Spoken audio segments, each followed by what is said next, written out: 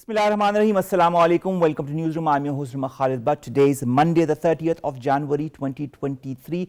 We've got lots to discuss with you. So without further ado, let's begin. Our first story, of course, is the dastardly blast that has happened in Peshawar in the police lines mosque, which has claimed the lives of 32 people and has injured more than 150 others. Our Prime Minister as well as other leaders have condemned this heinous incident that has happened in a mosque while people were praying for their Zuhr. At the same time, the Prime Minister will also be chairing an emergency meeting on law and order, in which a preliminary investigative report will also be put forward as to which are the elements behind this. This is a suspected suicide blast that has happened in Peshawar.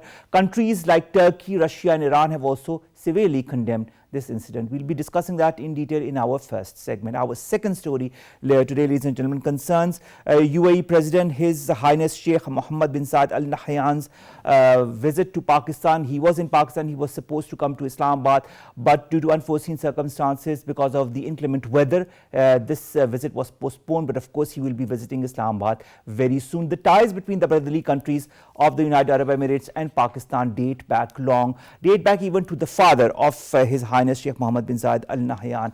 These ties are deep-rooted and multifaceted. We'll be discussing those ties in our second segment. Our third segment, ladies and gentlemen, concerns India's rising tide of Hindu nationalism, which of course is an affront to the legacy of Mahatma Gandhi, says his great-grandson, ahead of the 75th anniversary of the independence hero's assassination. And it is the assassin who is being revered by the RSS people, by the BJP people, Godse.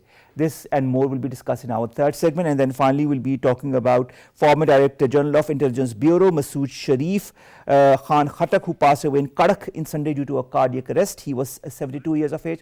And he was also a frequent guest on our show. So deepest condolences from Pakistan television world. Let's begin with our first segment, and that concerns the heinous incident, the terrorist incident that happened in a mosque in police lines in Peshawar that claimed the lives of 32 people and injured more than 150 others. Syed Akhtar Ali Shah Sahab, former IG Khyber Pakhtunkhwa, joins us online. Syed Akhtar Ali Shah Sahab, thank you very much to have joined us. Sir, when you look at this incident, why are there an increase in your point of view, an increase in such kind of incidents, and then targeting a mosque? Don't you feel this is the lowest of lows as far as incidents such as these are concerned?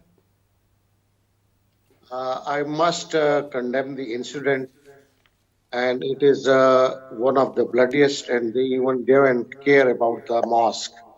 But it is not the first kind of such incidents. Earlier, the same elements have targeted the places of worship of different sects in Pakistan. But as far as sensitivity of this incident is concerned, it is of the highest level. The magnitude of this incident has sent alarming bells all over, because it has occurred in one of the most sensitive and secure areas in called Peshawar police lines. Yes, of course. According to the initial information, this suspect was standing just beside the imam of the mosque. And from the examination of the scene of crime, it has been gathered that it was a suicide, person-born explosive. And the most pertinent question now, which has even been asked by the Honorable Prime Minister of Pakistan, how he got ingress inside. So as far as my own personal experience is concerned, there are two possibilities. One, either he must be an insider, or he must have used the police uniform, or he must have befriended one of the police officials and has got this ingress inside. Otherwise, uh, even if I enter the police line, they even check me, they ask about my identity. So this is a puzzle which has to be solved by the investigator later on. And they have to go to the bottom that whether any insider within the police force was also involved or not. A lot of questions, Akhtar Shah Sahab, are being raised pertaining to intelligence gathering, pertaining to equipping our police forces to combat this growing threat of terrorism. Are our police forces properly equipped, especially in Khyber Pakhtunkhwa? You understand that because you've headed the police in Khyber Pakhtunkhwa. You see, in any combat, whether it's terrorism or even the organized crime or any other crime, uh, gathering of information to combat such kind of acts is imperative. And now this kind of I would call it insurgency. And because such groups have in certain areas, they have their groups where they are controlling certain areas. They were controlling certain areas in the past, and now they have spread. They have their networks from Karachi up to Kabul and other areas. So, without proper intelligence gathering and improving the network of intelligence, it's very difficult to prevent such incidents. So it's very essential that we have to improve upon our human intelligence as well as technical intelligence. If we don't, then I am afraid that incidents would further increase.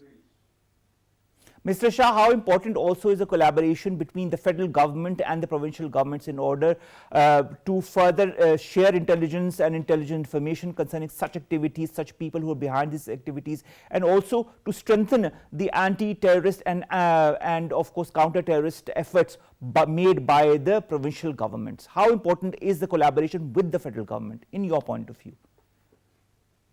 In my point of view, since it's not only a localized affair, not neither it is a provincial affair. Rather, the tentacles of such networks have spread all over the country and even across the border. So it's very essential to synergize efforts of the provincial and the federal government, and under the anti-terrorism laws and other laws, and under the in aid of civil power regulations, the army and the other security forces are also here, and they had been coordinating with each other as far as terrorism concerned, and the gains which we achieved in the past few years, it were the fruits of coordinated efforts. And we had also apex committee which used to be worked under the governor of the province, which included the chief minister, the corps commander, the chief secretaries, and all other intelligence agencies. So the similar kind of efforts are further needed to be enhanced and to be accelerated in order to achieve our goals. Thank you very much, Syed Akhtar Ali Shah, former IG Khyber Pakhtunkhwa, talking to us about this heinous incident that has claimed the lives of 32 people and has injured more than 150 others. This has happened in the police lines in Peshawar, Kent, one of the most sensitive areas of Peshawar. This happened during the Zohar prayers or the early afternoon prayers, while people were saying their prayers that this blast happened. Our Prime Minister Shehbaz Sharif Sahab has chaired an emergency meeting on the law and order, where a preliminary report is going to be presented to him as far as the details regarding this heinous incident are concerned. The Prime Minister has also asked for blood donation, especially O negative blood, for those who've been injured. There's a dire need for blood, so all those who are listening to us, kindly go to the respective hospitals, especially Lady Reading Hospital in Peshawar, in order to help those who've been injured, in order to give blood to those who've lost their blood because of this tragedy that has rocked a mosque in police lines in Peshawar camp. Different countries in the region, friendly brotherly countries, have also condemned this heinous incident, whether it be Turkey, whether it be Russia, whether it be Iran. At the same time, all the different leaders have also condemned this incident in the strongest of words. For the moment, nobody has immediately claimed responsibility for this incident. If we remember well, last year, the last major incident of such a nature had taken place in Peshawar when a suicide blast inside a mosque in Kocha Risaldar area had claimed 63 lives. This is, of course, a very tragic incident, but of course we hope that the perpetrators will be caught sooner than later and should be given exemplary punishment. Let's come to our second segment. Our second story concerns the relationship that exists between United Arab Emirates and Pakistan.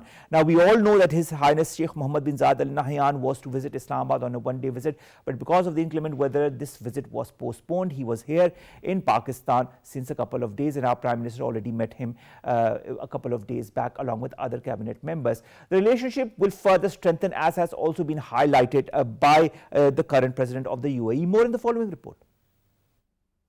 Pakistan and the UAE enjoy close and fraternal ties based on common faith and traditions, shared history and heritage, deep-rooted cultural affinities, geographic proximity, and identity of view on several regional and global issues. Regular high-level exchanges and visits are key features of this relationship. President of the UAE, Sheikh Mohammed bin Zayed Al Nahyan, is expected to pay an official visit to Islamabad, and this high-profile visit is a testament to Pakistan's continuous efforts to strengthen its relationship with the brotherly countries. The UAE is home to around 1.7 million Pakistanis who have been playing a pivotal role in the success story of UAE for the last 5 decades, contributing to the progress, prosperity and economic development of the two brotherly countries. Earlier, at the invitation of His Highness Sheikh Mohammed bin Zayed Al Nahyan, President of the UAE, Prime Minister Mohammed Shahbaz Sharif visited the UAE to bolster economic, trade and investment ties. In the wake of Pakistan's economic woes, UAE offered $1 billion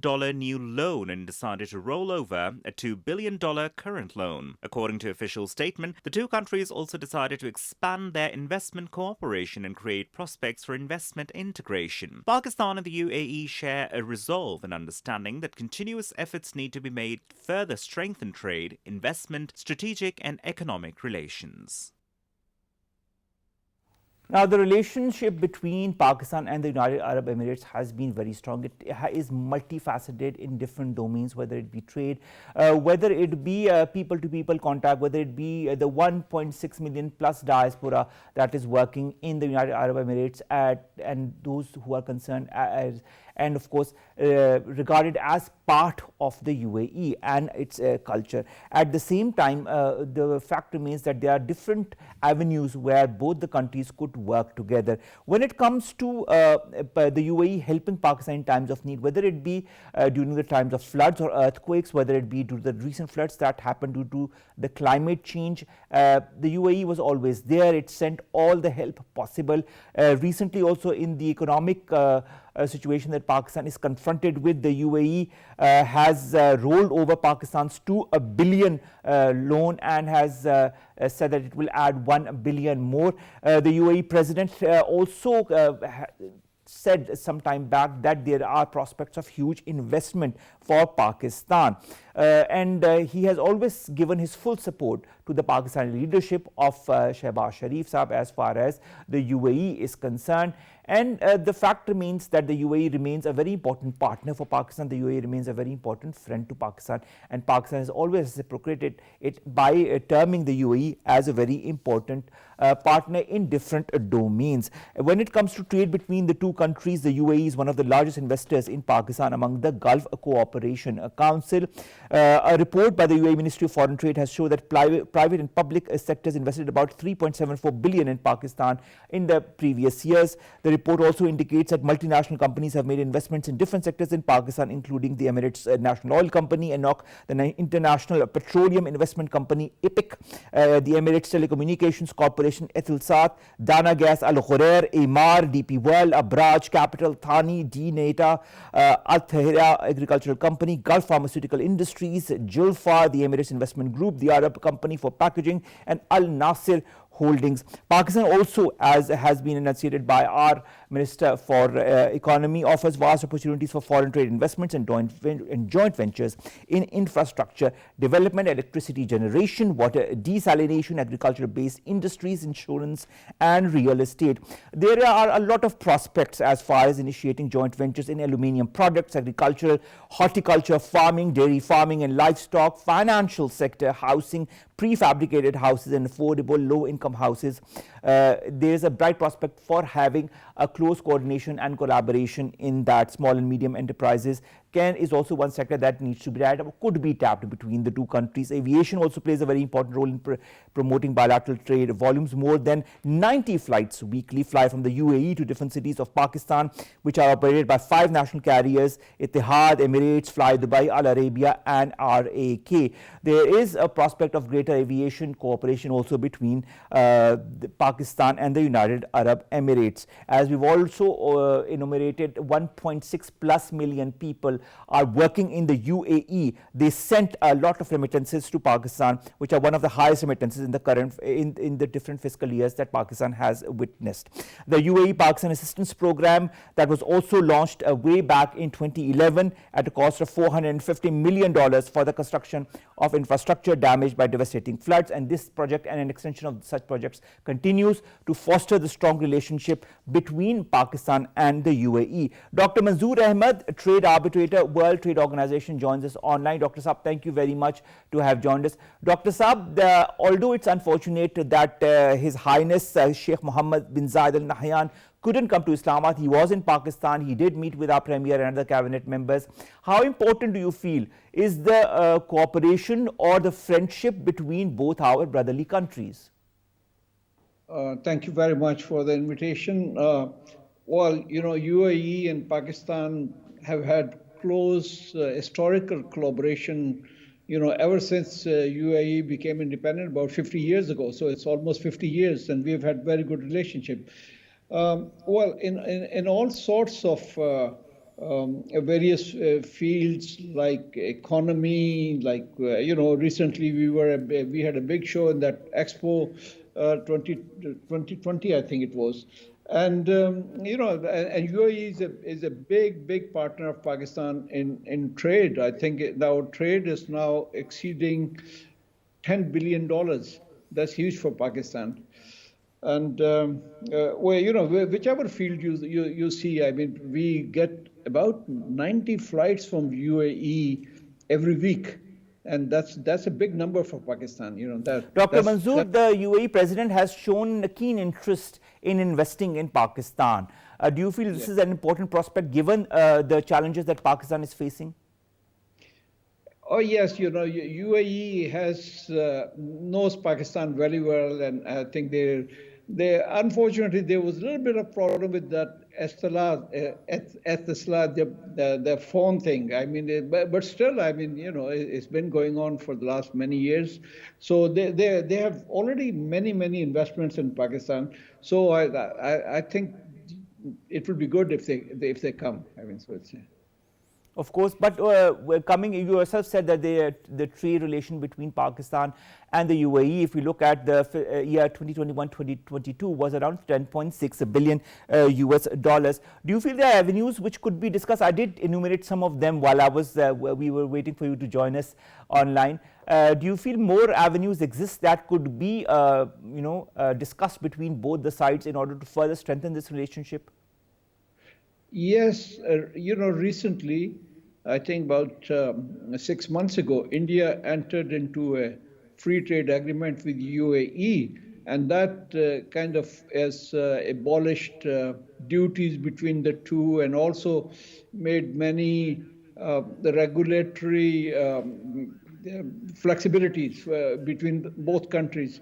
So unless Pakistan does a similar deal, it will find itself in difficulty, because Indian exports to UAE will be free, and you know, rules of origin and many other trade-related normally countries face, India will not be facing. So we need to enter into a similar agreement with UAE. I think we need to explore this. We need to talk about this. Speaking of exploring and discussing, our premier met with the UAE president when he arrived in Pakistan a few days back, in which important issues of regional concern were discussed. Do you feel there are converging economic and strategic interests between the UAE and Pakistan as far as our region, the South Asian region, is concerned? Yes, many, because for the time being, Pakistan is facing economic difficulties and is trying to privatize all these state-owned enterprises, and UAE has enough, I should say, a lot of funding for this purpose. And UAE is looking for both investment within the UAE, and also they are looking for investment outside of UAE. And so it's a good opportunity for UAE to, get some of these state-owned enterprises and make them profitable, as they've done previously with PTCL. I mean, I think it was a mutually beneficial experience, despite some difficulties, but it was overall mutually beneficial for both of them. And how important also? Yes. So there are lots of opportunities in energy field, because I think Pakistan needs to fix its energy sector, and there are other fields as well, because the UAE into many things. I mean, they can perhaps our agriculture, our these special economic zones and export zones, etc. And UAE can do a lot in all these areas. All right. Also, another area is strategic interests between both the countries. Our Chief of the Army Staff, General Asim Munir, had called on the UAE President last month, in which important issues were discussed. How important is the strategic relationship between both the countries, and how can it further be enhanced? Well, Pakistan has been playing an important role in defense area, so I don't know too many details there, but right. I think a lot of scope there to further do it, to further expand it.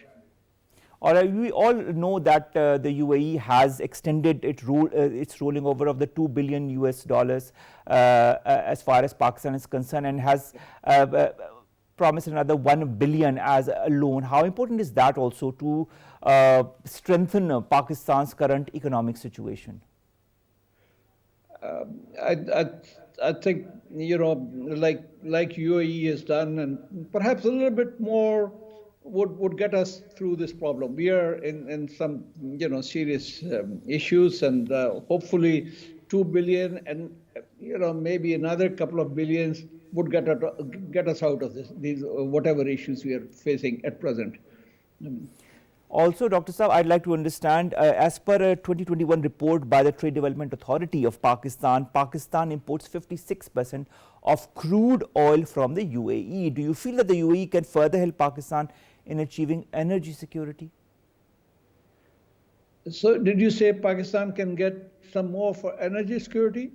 Yes. No. How can the UAE help Pakistan achieve energy security?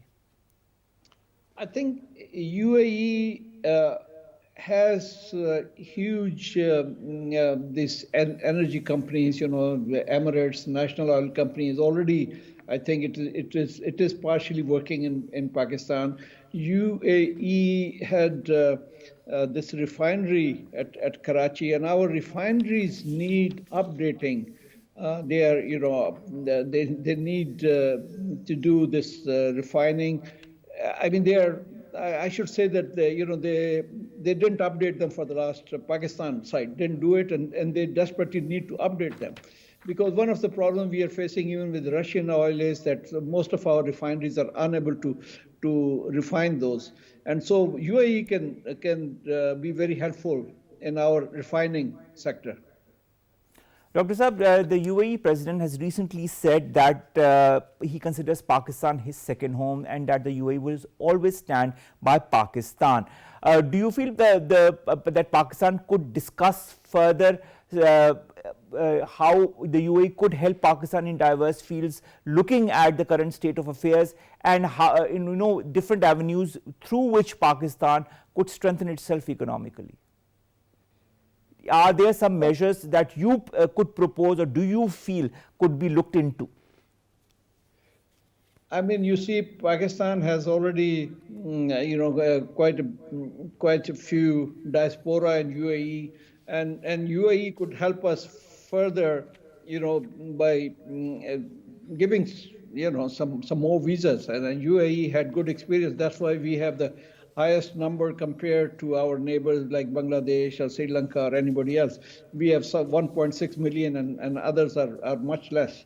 So this could be done further. I mean, this could be expanded further. Energy could be expanded further, and I think there's all sorts of fields. UAE is really diversified its economy, and they can help us in many other, because UAE is generally a very open economy, so they can help us diversify. Rather than what we are stuck in at present in textile and clothing, they could help us diversify through their investment in Pakistan. But I think the good thing will be if both countries start discussing the possibility of a free trade agreement. Maybe it will take a few years, but if they can start already initiate it. I think that would be a very good start if that happens, and whenever that happens. Also, I'd like to understand the UAE Pakistan Assistance Program that was launched way back in 2011, and that focused on 4 major sectors: education, public health, roads, bridges, and supply of water treatment plants and networks. Could this be further looked into as well under the current, in meetings between the current leaderships of both the countries? Yes, sure. I mean that they've already been discussing for the last many years. So it's time that they try to conclude these negotiations and move on. All right, Dr. Saab, also looking at the OIC, the role of the OIC, of course the UAE is part of it, so is Pakistan. Do you feel both the countries also could work together in issues that pertain to the Muslim world and that confront the Muslim world? Well, cooperation sure will be helpful, but I think UAE is more, trying to be friendly with everyone. It's the UAE. I'm not sure if they'll play a very active role as a part of the Islamic Bloc. They're a part of it, and they've been participating and everything. But I don't know. I can't really comment on this. All right. Thank you so very much, Dr. Manzoor Ahmed, Trade Arbitrator for the World Trade Organization, to have joined us and to have discussed the ties that exist in different fields between Pakistan and the UAE in the context of the visit of the President of the UAE, His Highness Sheikh Mohammed bin Zayed Al Nahyan. He was also supposed to come to Islamabad. Unfortunately, due to the weather conditions, he was unable to. But of course, we'll be looking forward to him coming to Islamabad in the coming days. Let's come to our third story, and that concerns India's rising tide of Hindu nationalism, that, as per the great-grandson of Mahatma Gandhi, is an affront to the legacy of the Indian leader. The fact remains that there are so many things that are happening within India, whether it be all the atrocities that are happening in illegally occupied Jammu and Kashmir, whether it be the lynching of Muslims by Hindu supremacists that has recently happened again in Haryana in India, whether it be the different rallies of BJP and its allies that are moving forward and talking of religious conversions, love jihad, boycott of goods from shops owned by Muslim community members. Muslims are being sidelined, so are other minorities. What is India up to? Where is it going? When even the great-grandson of Mahatma Gandhi condemns the BJP leadership and the way they are fostering hatred amongst different communities. We've been joined by Dr. Jamil Ahmed Khan, former ambassador, to talk about this. Dr. Saab, thank you very much to have joined us. And it's always a pleasure to have you on board to discuss important issues, because you understand that from different perspectives. When the great-grandson of Mahatma Gandhi talks about the way the BJP and its leadership under Narendra Modi is moving forward in fostering hate against other religions, especially Muslims, what do you feel is the sentiment that is being portrayed by him, also portrayed by other sane people within the Indian community? Well, I think a sizable Indian community, they have the same sentiments. And not only that, that has been also mentioned amply in the report of the United States, very recently published yearly report of the International Religious Freedom. And the mention of the discrimination in India and mention of the some of the criminal violence against the minorities in India is part of that report. And India had made some hue and cry. So India had complained to the United States about that mention in the report. But that is not sufficient. In fact, it is also a violation of the Universal Declaration of Human Rights. And its Article 8 is also very clear. So the report which was formulated by the United States, International Religious Freedom, they have cited that in the Declaration, Universal Declaration of Human Rights, and its violation. They have cited some more international legal instrument, and those are the Declaration for Elimination of Discrimination based on religious belief. And the third one, which they have cited, the United States has cited, is the International Freedom, the United Nations International Freedom report. So, which is in their act, they have enacted it also. So, all these things, why I mentioned this thing is that once the great grandson of Mahatma Gandhi has come up so vividly, and prior to that, he had also gone to the apex court of India about the way the secularism in India is being eliminated gradually by the Modi government.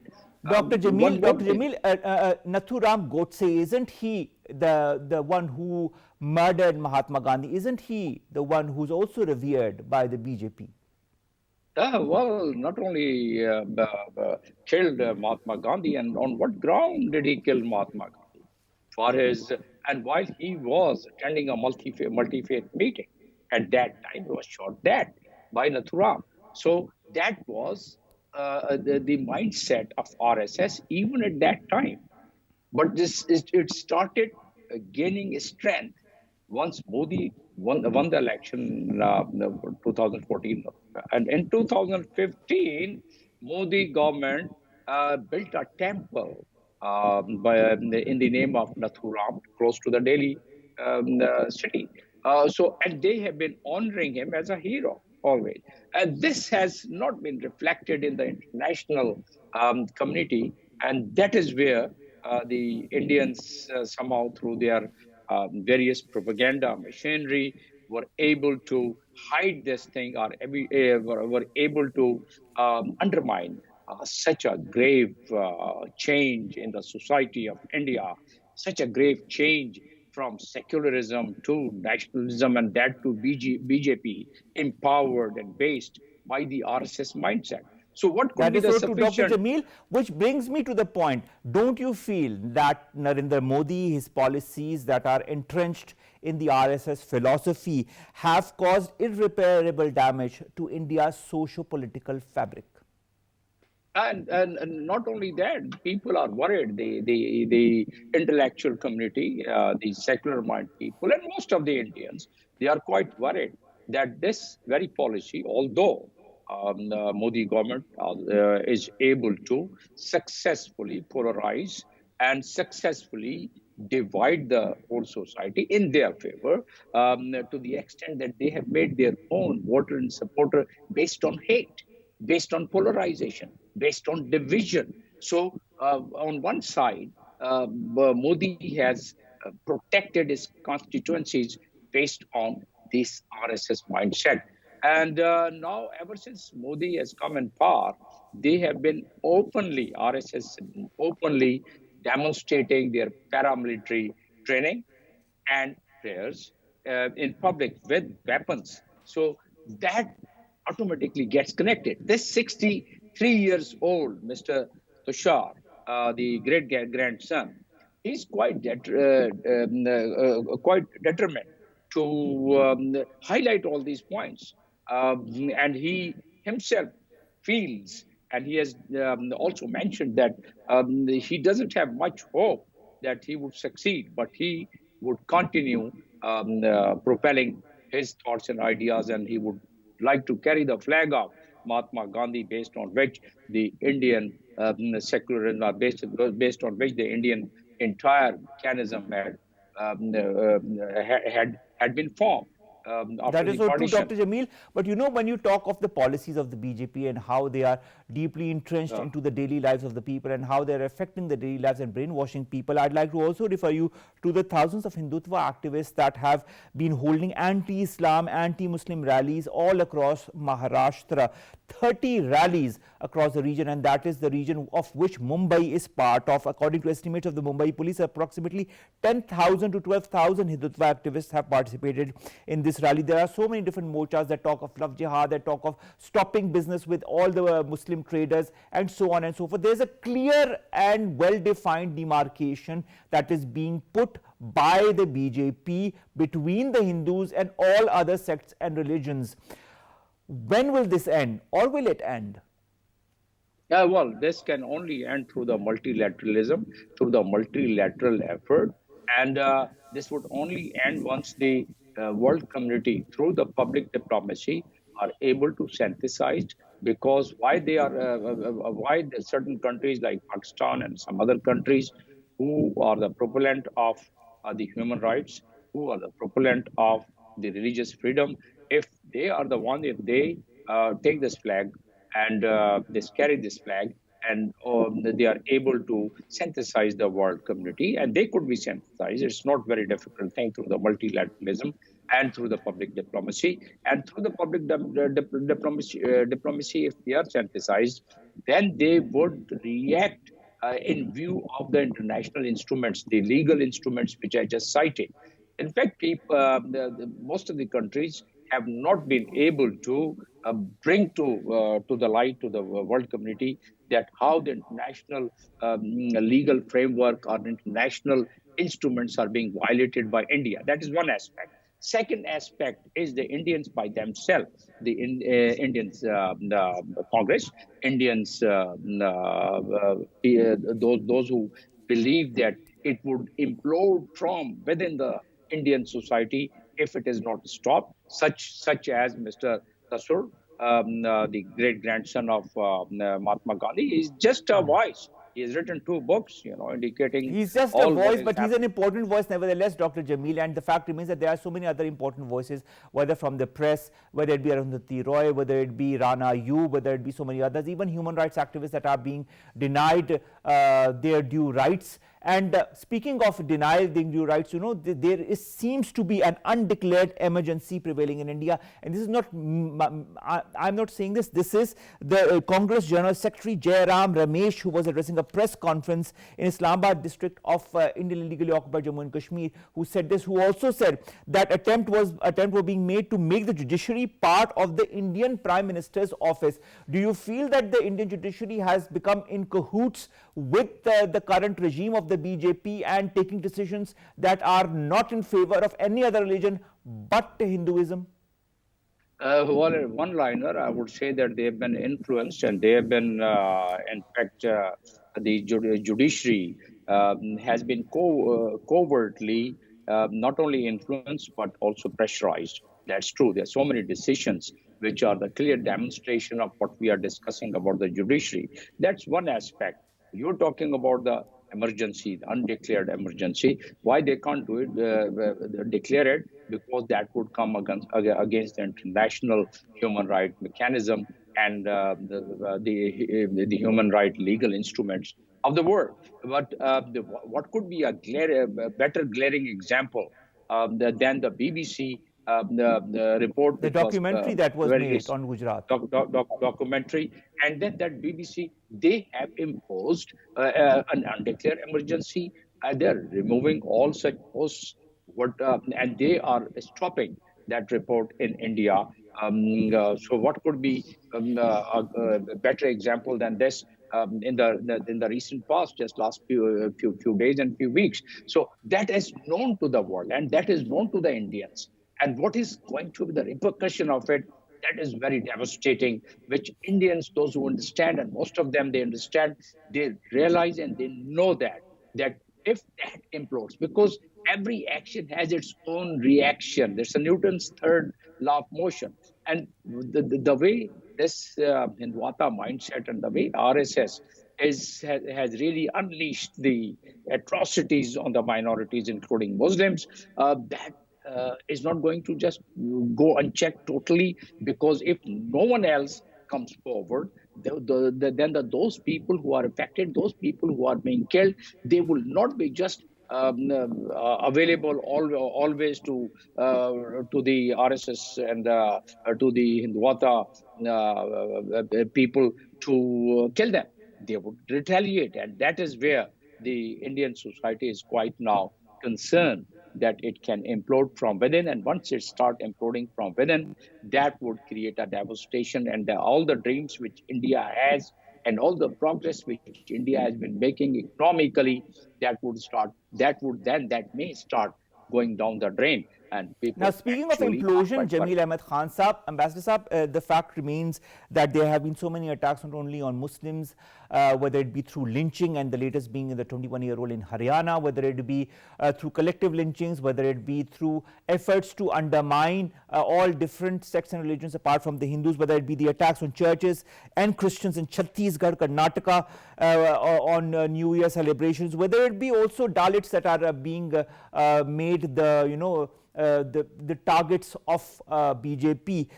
When you look at this, and on the other hand, when you also look at what happened in November when Washington grouped Pakistan along with 11 other countries that have engaged in or tolerated particularly severe violations of religious freedom, where was India in all of this list? When you look at all that is happening, and this is nothing, it's not a secret, it's an open fact that is highlighted also by international media.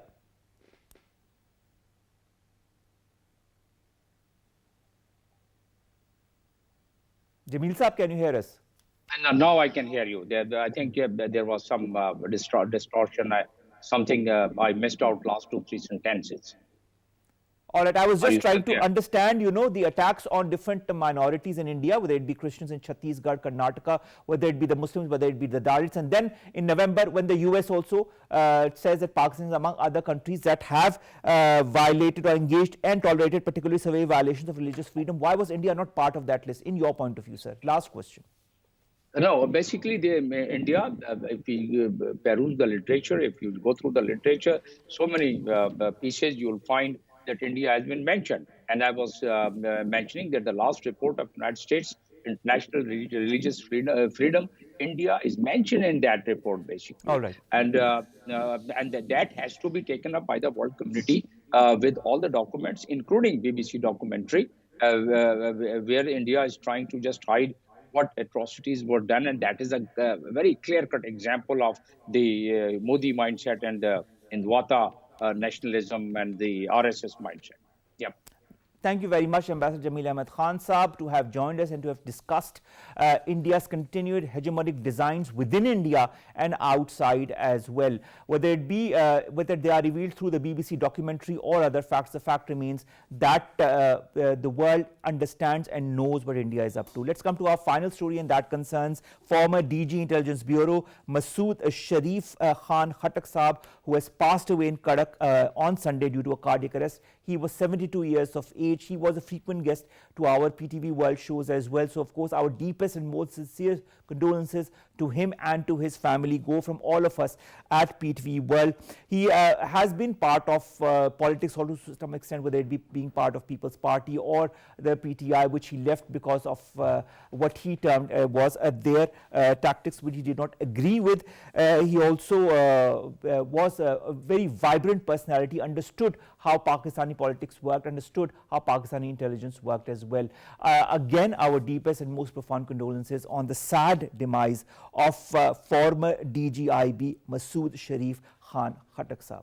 With that, we come to an end of today's newsroom. We'll see you inshallah tomorrow with new story segments that pertain to us, you and Pakistan. Stay safe. We wish you all the very best. See you tomorrow.